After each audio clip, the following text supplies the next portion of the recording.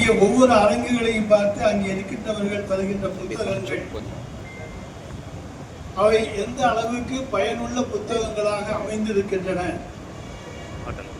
ஒரு மனிதன் நேரிடையாக ஒரு காட்சியை கண்டுகொள்வதை விட புத்தகத்தை படித்து அதன் மூலம் பயனுள்ளவனாக பயன்பெறுகின்றவனாக இருப்பது என்பது மிகுந்த மேலான ஒன்றாகும். படிப்பு என்பது எந்த காலத்திலும் நம்மை விட்டு போகாது, மறந்து போகாது. எனவேதான் மாண்புமிகு தமிழ்நாடு முதலமைச்சர் அவர்கள் எந்த நேரத்திலும் சொல்வார், கல்வி என்பதை யாராலும் நம்மிடமிருந்து திருட முடியாது. ஒரு மனிதனிடத்தில் இருக்கக்கூடிய சொத்துக்களிலேயே திருட முடியாத ஒரு சொத்து இருக்கிறது என்று சொன்னால் அது கல்விதான். எனவே நாம் கல்விக்கு முக்கியத்துவம் கொடுத்தால் நம்முடைய வாழ்க்கையிலே முன்னேற முடியும். இது மாண்புமிகு தமிழ்நாடு முதலமைச்சர் அவர்கள் கல்விக்காக எடுத்து வருகிற நடவடிக்கைகளிலே முதன்மையாக சொன்ன வார்த்தை இந்த வார்த்தை. இன்றைக்கு நாம் பார்த்தோமேயானால் மாண்புமிகு தமிழ்நாடு முதலமைச்சராக இருந்தாலும், துணை முதலமைச்சராக இருந்தாலும், அல்லது கல்வித்துறை அமைச்சராக இருந்தாலும், கல்விக்கு என்று தனி இடத்தை தந்து, தனி சிறப்பிடத்தை தந்து, பட்ஜெட்டிலே இன்றைக்கு அதிகமான நிதியை கல்வித்துறைக்காக ஒதுக்கி இந்தியாவிலேயே இருக்கக்கூடிய மாணவ மாணவியர்களிலே அதிகமான உயர்கல்வி படித்தவர்கள் தமிழ்நாட்டை சேர்ந்தவர்கள், தமிழர்கள், தமிழ் மாணவ மாணவிகள் என்கின்ற பெருமையை இந்த 5 ஆண்டு காலத்திலே சாதித்து தந்திருக்கிறார்கள். எந்த ஆண்டிலும் எந்த காலத்திலும் இல்லாத வளர்ச்சியை உயர்கல்வியிலே இன்றைக்கு தமிழ்நாடு பெற்றிருக்கிறது என்று சொன்னால் அதற்கு அடிப்படை காரணம் ஆரம்ப கல்வியிலே நாம் செலுத்திய கவனம். அதை யாரும் மறந்துவிடக்கூடாது. என்று சொன்னால் நம்முடைய ஆரம்ப கல்வியிலே இன்றைக்கு ஒரு மாணவன் படித்துவிட்டு வெளியே வருவதற்கு அவனுக்கு வேண்டிய அத்தனை உதவிகளையும் அரசு பள்ளியிலே செய்து வருகிற அரசு இந்தியாவிலே, ஏன் உலகத்திலேயே மாண்புமிகு தமிழ்நாடு முதலமைச்சருடைய அரசுதான்.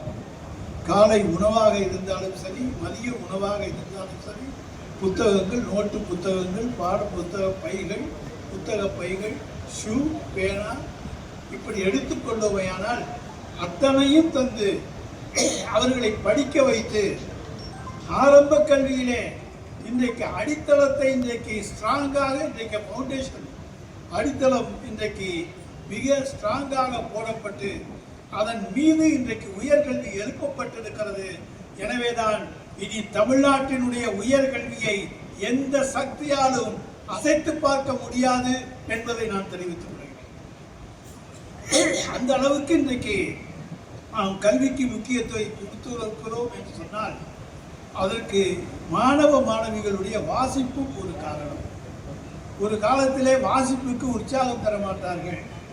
தலைவர் கலைஞர் வாசிப்பை நேசிப்பவர், வாசிப்பாளர், எதையும் படித்து தானே புரிந்து கொண்டு தானே செய்ய வேண்டும் என்று எண்ணுகிற ஒரு அரசியல் தலைவர்.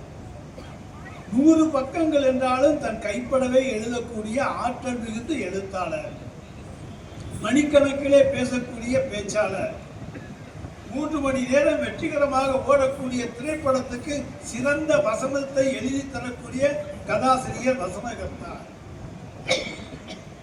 இப்படி பன்முகத்துறையிலும் தன்னுடைய வாசிப்பினால் வளர்ந்தவர் நம்முடைய தலைவர் கலைஞர். அவர் படித்தது 10ஆம் வகுப்பு 11ஆம் வகுப்பு தான்.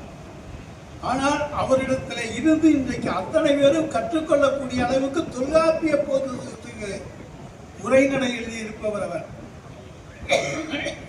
குறளோவியத்துக்கு எழுதியிருக்கிறார். ஆனால் தொல்காப்பியத்துக்கு எழுதுவது என்பது கடினமான ஒன்று, யாரும் தொட முயற்சிக்காத ஒன்று. எனவே தொல்காப்பியத்துக்கு உரைநடை எழுதி அதை பாமரனும் புரிந்து கொள்ளக்கூடிய வகையிலே தொல்காப்பிய பூங்காவாக நமக்கு தந்திருக்கிறார். அதிலே நம்மை உலாவிட்டிருக்கிறார் என்று சொன்னால் வாசிப்பின் மூலமாக நாம் நம்மை வளர்த்துக் கொள்ள முடியும் என்பதற்கு அது ஒரு உதாரணம். இலக்கணம் கடினம் அல்ல, தமிழ் இலக்கணம் கடினம் அல்ல. அதை எளிதிலே நாம் புரிந்து கொள்ள முடியும் என்கின்ற வகையிலே, அதை புரிந்து கொள்ளக்கூடிய வகையிலே படித்து புரிந்து கொள்ளக்கூடிய ஆற்றலை, சக்தியை தொல்காப்பிய பூங்கா மூலமாக நமக்கு தந்திருப்பவர் தலைவர் கலைஞர். எனவே வாசிப்பு என்பது இன்றைக்கு எல்லாராலும் நேசிக்கக்கூடிய ஒன்று. பலருக்கு நேரம் கிடைக்கவில்லை. எனவே இன்றைக்கு அவர்கள் தங்கள் கைகளில் இருக்கக்கூடிய அலைபேசி மூலமாக பல்வேறு தரவுகளை பெற்றுக் கொள்கிறார்கள். அது அடுத்த சில மணி நேரத்திலே மறந்து போய்விடும். ஆனால் ஒருவன் ஒரு புத்தகத்தை வாசித்து முடித்து விட்டால் அதிலே இருக்கக்கூடிய சம்பவங்கள் அவன் வாழ்நாள் முழுவதும் நினைவிலே இருக்கும். அது எந்த காலகட்டத்திலும் அவனுக்கு பயன்படும். எனவேதான் வாசியுங்கள், வாசிப்பை நேசியுங்கள் என்று மக்களை ஊக்கப்படுத்துவதற்காக இன்றைக்கு மாவட்ட நிர்வாகமும் நம்முடைய அறிவியல் இயக்கமும் இணைந்து இந்த புத்தக கண்காட்சியை உருவாக்கி தந்திருக்கிறார்கள். அறிவொளி இயக்கம் தமிழ்நாட்டிலே பல மாவட்டங்களிலே எப்படி நடந்ததோ, ஆனால் புதுக்கோட்டை மாவட்டத்தை பொறுத்தவரைக்கும் நம்பர் 1 இடத்தில் இருந்த இடம் அறிவொளி. அதன் மூலமாக பெண்களுடைய வளர்ச்சிக்கு எந்த அளவுக்கு அந்த அறிவியல் இயக்கம் உதவியது என்பதை நாம் எல்லோரும் நன்றாக அறிவோம். பட்டி தொட்டிகளிலெல்லாம் சைக்கிள் ஓட்ட கற்றுக்கொள்ளுங்கள் என்று சொல்லுகின்ற அந்த குரலை இன்றைக்கு நாம் கேட்டுக்கொண்டிருக்கிறோம். பெண்களை சைக்கிள் ஓட்ட கற்றுக்கொள்ளுங்கள் என்று சொல்ல வைத்த இயக்கம் அறிவொளி இயக்கம், படிக்க வைக்க இயக்கம் அறிவொளி இயக்கம். எனவே இன்றைக்கு அந்த அறிவொளி இயக்கத்தினுடைய அனைத்து பொறுப்பாளர்கள் தான் இன்றைக்கு புதுக்கோட்டை மாவட்டத்திலே நம்முடைய புத்தக கண்காட்சிக்கு உதவுகின்ற அறிவியல் இயக்கத்தையும் இன்றைக்கு இணைத்து நடத்தி கொண்டிருக்கிறார்கள் என்று சொன்னால் அவர்கள் தன்னார்வலர்கள். ஏழை எளிய மக்களுக்கு கல்வி அறிவு கொண்டு போய் சேர்க்க வேண்டும், பொது அறிவை கொண்டு போய் சேர்க்க வேண்டும் என்பதிலே முனைப்போடு செயல்படுகிற இயக்கம் தான் புதுக்கோட்டை மாவட்டத்தினுடைய அறிவியல் இயக்கம். எனவே அவர்கள் நிச்சயமாக அவர்களுடைய முயற்சி என்றைக்குமே வெற்றி பெறும். எதையும் எதிர்பாராமல் சாதாரண ஏழை எளிய மக்களை உயர்ந்த நிலைக்கு சென்று வைத்து பார்ப்பதிலே அவர்கள் தனி ஆர்வம் கொண்டவர்கள். ஜிவி போன்றவர்களுடைய எழுத்துக்கள் எல்லாம் இன்றைக்கு புதுக்கோட்டை மாவட்ட மக்களால் பாராட்டப்படுகின்றன. அவன்தாங்கி வெங்கடேசனும் எழுதுகிறார், ஜிவி எழுதுகிறார், பல எழுத்தாளர்கள் புதுக்கோட்டையிலே எழுதுகிறார்கள். ஆனால் தமிழ்நாட்டிலே சென்னைக்கு முன்னாகவே சென்னையிலே தான் எழுத்துக்களை பத்திரிகை தொழில் நடந்தது. அதற்கு அடுத்தபடியாக நடந்த ஒரு மாவட்டம் இருக்கிறது என்று சொன்னால் அது புதுக்கோட்டை மாவட்டம் தான். செந்தமிழ் பதிப்பகம் 1947 பொன்னி என்கின்ற நாளில் பொன்னி என்கின்ற இதழை வெளியிட்டது.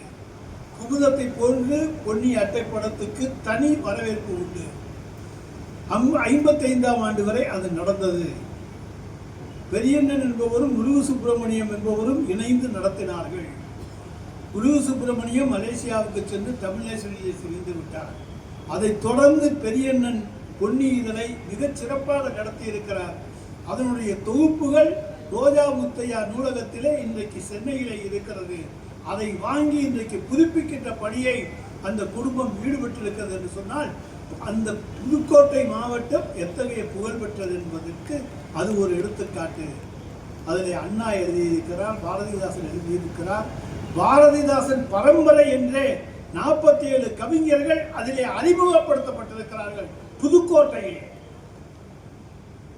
அதை நாம் நன்றாக உணர்ந்து கொண்டாக வேண்டும். எனவே இத்தகைய சிறப்புமிக்க புதுக்கோட்டையிலே தான் இன்றைக்கு நம்முடைய புத்தக திருவிழாவும் நடைபெறுகிறது. மாவட்ட ஆட்சித்தலைவர் சொன்னார் கடந்த ஆண்டு 2.25 கோடி என்று. நிச்சயமாக இந்த ஆண்டு நீங்கள் எதிர்பார்ப்பதை விட புதுக்கோட்டை மக்கள் வாசிப்பை நேசிக்கின்றவர்கள் அதிகமான புத்தகங்களை வாங்குவார்கள். அதில் எந்த சந்தேகமும் கிடையாது என்பதை நான் இங்கே தெரிவித்துக் கொண்டு புத்தக திருவிழாவிற்காக நிகழ்ச்சிகளுக்காக 1 லட்சம் ரூபாயும், புத்தகங்கள் வாங்குவதற்காக 50,000 ரூபாயும், 1,50,000 ரூபாயும் புத்தகங்களை எங்களுடைய கல்லூரியிலிருந்து வந்து தேர்வு செய்த பிறகு அதற்கான பணம் கொடுத்து விடுவார்கள். நிகழ்ச்சிக்காக தருகிற 1 லட்சம் ரூபாயை மாவட்ட ஆட்சித்தலைவரிடத்தில் ஒப்படைத்து விடுகிறேன் என்று சொல்லி வாய்ப்புக்கு நன்றி கூறி விடைபெற்றுக் கொள்கிறேன். நன்றி.